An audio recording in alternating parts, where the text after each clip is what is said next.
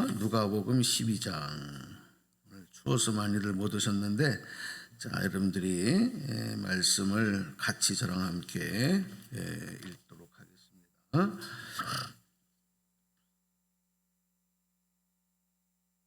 누가복음 12장 35절.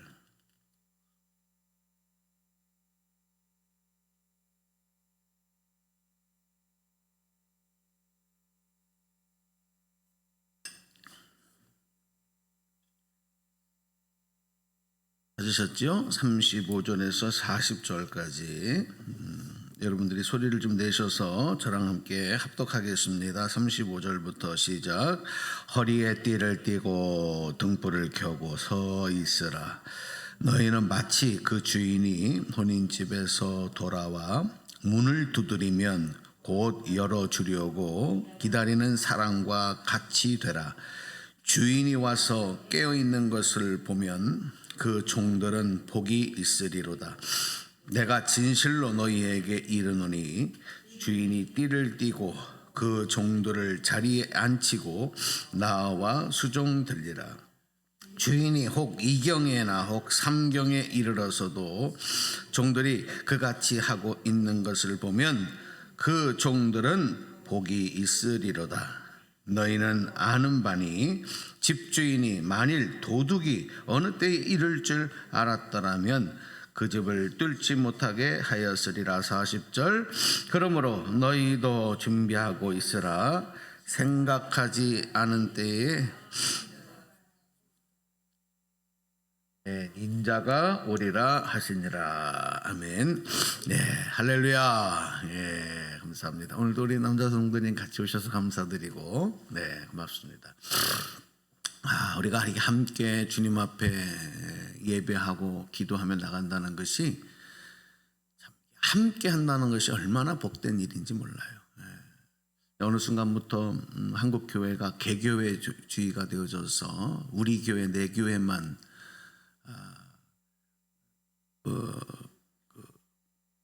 하나님과 만나는 장소로 이렇게 생각을 할 때가 많습니다. 사실 교회는 건물이 아니고 믿는 자들의 신앙의 공동체이기 때문에 어디서든지 우리가 함께 교회를 이룰 수 있다.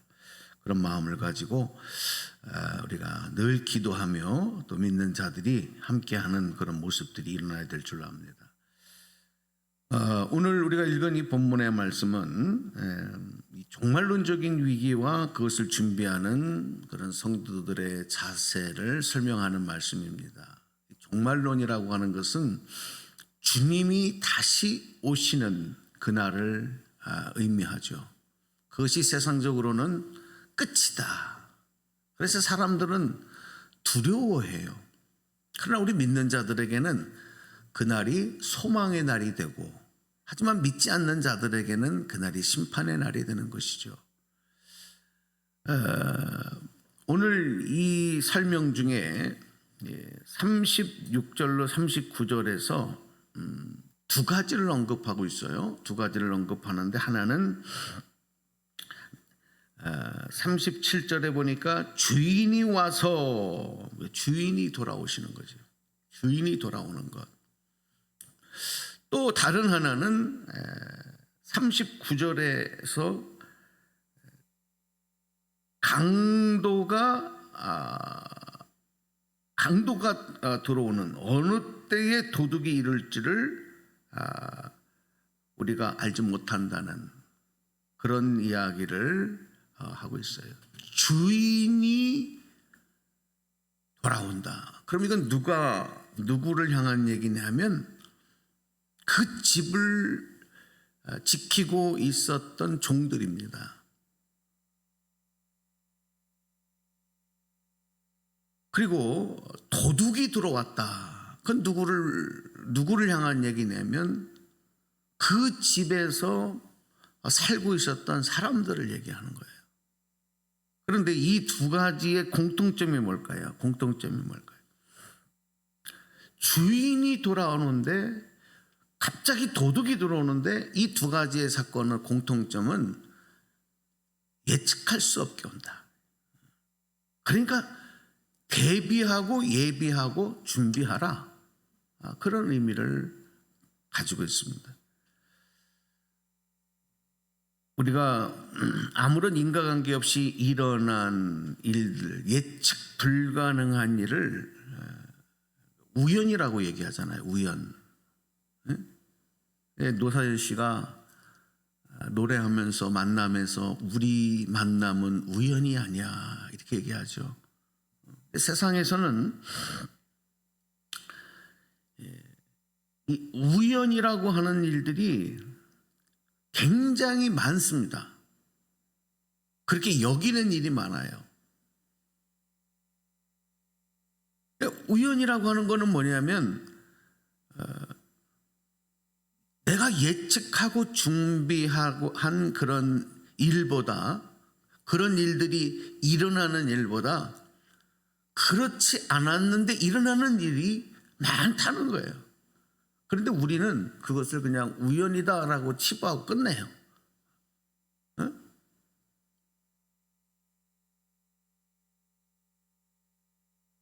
이 우연히 일어나는 일이라고 생각하는 것들이 때로는 어떤 사람에게는 굉장한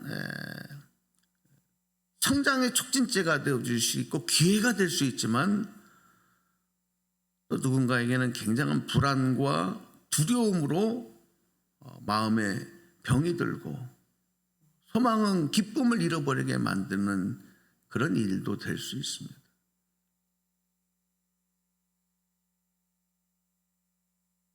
그런데 가만히 보면은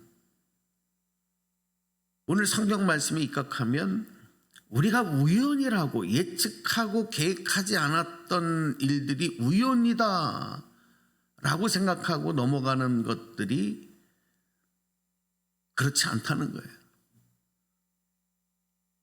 모든 것들은 하나님의 뜻과 계획과 일하심 안에서 이루어진다.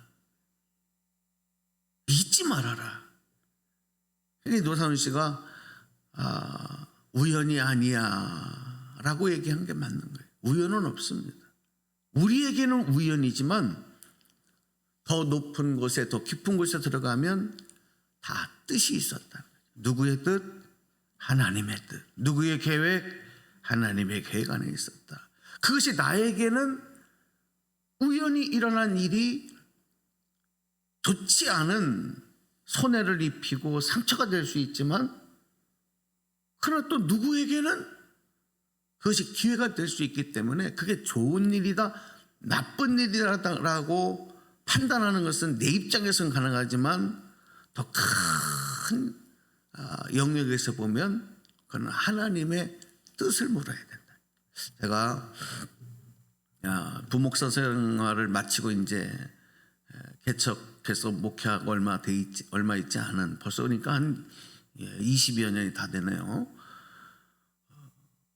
참 제가 그 목회하는 동안에 참 많이 사랑해 주시고 그리고 참 잘 섬겼던 권사님 가정이 하나 있어요. 근데 어느 날 무슨 소식을 들었냐면 그 교회가 큰 교회였는데 이제 대형 버스들을 몇 대를 대절을 해서 어느 기도원인지 어느 행사 모임에 가던 길에, 우리 3대 뉴스에서도 나왔던 사건인데, 이 차가 전복을 한 거예요. 버스가. 이 전복을 했는데 그냥 이렇게 길 옆으로 넘어진 게 아니라 뭐라 그래요? 이렇게 수로길 같이 그런 길로 밑으로 떨어지면서 이 버스가 이렇게 절반이 이렇게 접힌 거예요. 근데 이 권사님이 어디 앉았냐면 딱 그 자리에 앉은 거예요. 다행히 목숨은 건졌는데 두 다리가 완전히 다 박살났어요. 뼈가 다 으스러졌어. 그래서 너무 안 됐더라고. 너무 안타깝고, 그래서 꼭 기도를 좀 해드리고 싶어서 그 서울 아산병원에 찾아갔어요. 웬 퉁퉁 부어가지고요, 양쪽을 다 이렇게 기부스같이 붕대를 감아놓고 다리를 이렇게 올려놨는데 계속 진통제를 맞을 거 아니에요. 그 심을 뭐 몇십 개를 바꿨대나.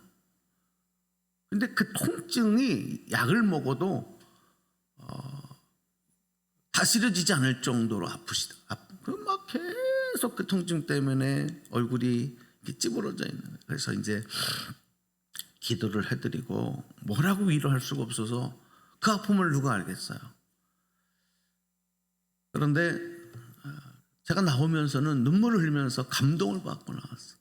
그 권사님 얘기를 듣고 뭐라 그러냐면 그 교구에 새 가족들, 새로 믿기 시작한 사람들, 이런 사람들도 같이 가자, 은혜 받으러 가자, 그렇게 권유를 해서 같이 탔었는데 그들은 남편도 안 믿고 그런 사람들이 있었다는 거예요. 몇 명을 그렇게 그 권사님이 인도를 해서 같이 그 버스에 동행해서 갔었는데 만약에 그들 중에 한 사람이 이 자리에 앉았더라면 어떻게 됐겠냐. 나는 우리 남편도 믿고 우리 가정도 다 믿기 때문에 이걸 지금 나는 고통스러워도 내가 이것을 극복해 갈 수 있지만, 그래서 그들이 안 다친 게 너무 감사하다. 하나님의 뜻이다. 내가 이 자리에서 내가 다친 게 하나님의 뜻이다. 너무 걱정하시지 말라고, 잘 이겨내겠다고.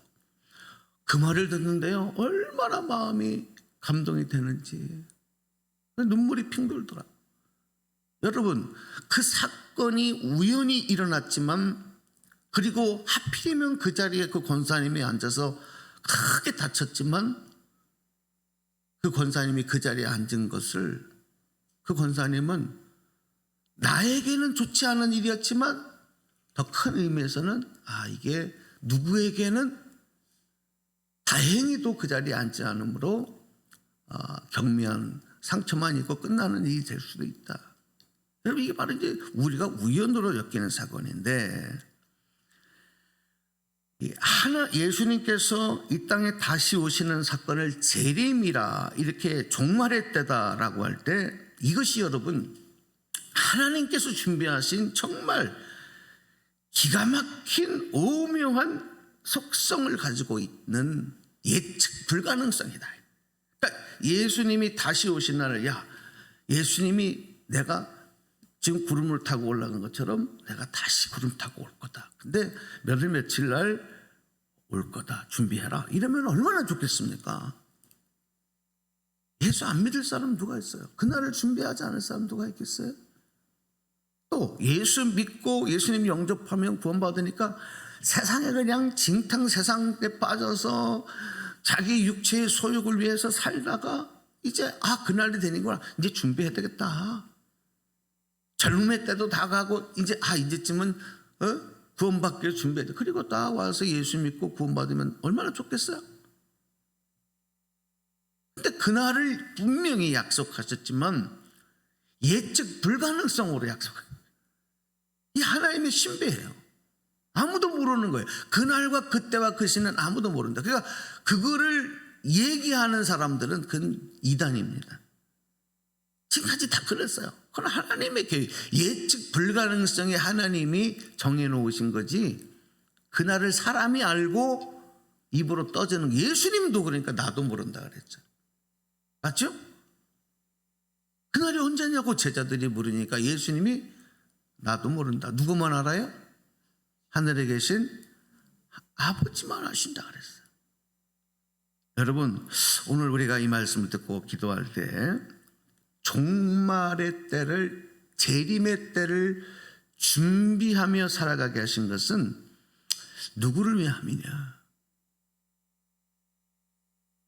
하나님을 위함이 아니라 우리들을 위한 거예요. 예측 불가능성을 준 건 하나님께서 우리들을 늘 긴장하는 모습으로 살게 하시려고 한 것이 아니라 항상 그 하나님의 신비의 구원의 계획을 믿고 순종하면서 준비하면서 살아라. 마지막 드리고 싶은 얘기는, 오늘 예수님께서 이 성도들의 준비하는 자세를 뭐라고 표현하셨냐면 35절 읽어볼게요. 35절, 자, 소리 내서 같이 읽어요. 시작. 허리에 띠를 띠고 등불을 켜고 서 있으라 그랬어요. 허리에 띠를 띠라. 이게 무슨 얘기냐면 여러분들 이스라엘 그 사람들이 입는 옷은 항상 이 두꺼운 겉옷을 겉에다가 걸치게 돼 있어요. 일교차가 큰 지역이기 때문에 그런 복장을 입었었는데 이 옷을 꼭 이 허리띠와 같은 끈으로 묶어야 돼요.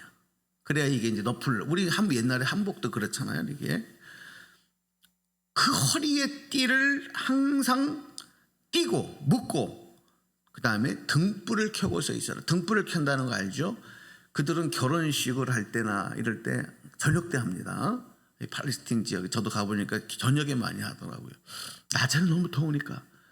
근데 저녁에 그런 예식이나 잔치를 할 때는 등불이 없으면 안 돼. 그러니까 등불을 준비하라, 기름을 준비하라고 하는 말씀들이 성경에 여러 군 비유로 나오지 않습니까?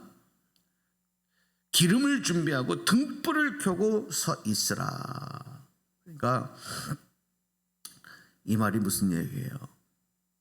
네, 언제 신랑이 올지, 또 언제 우리가 날씨가 금방 뜨거웠던 날씨가 금방 급강하해서 추워질지, 거기 일교차가 끄니까 이거를 예측할 수 없으니까 항상 허리에 띠를 동이는 마음으로, 등불을 준비한 마음으로 하는 그런 자세로 살아가라.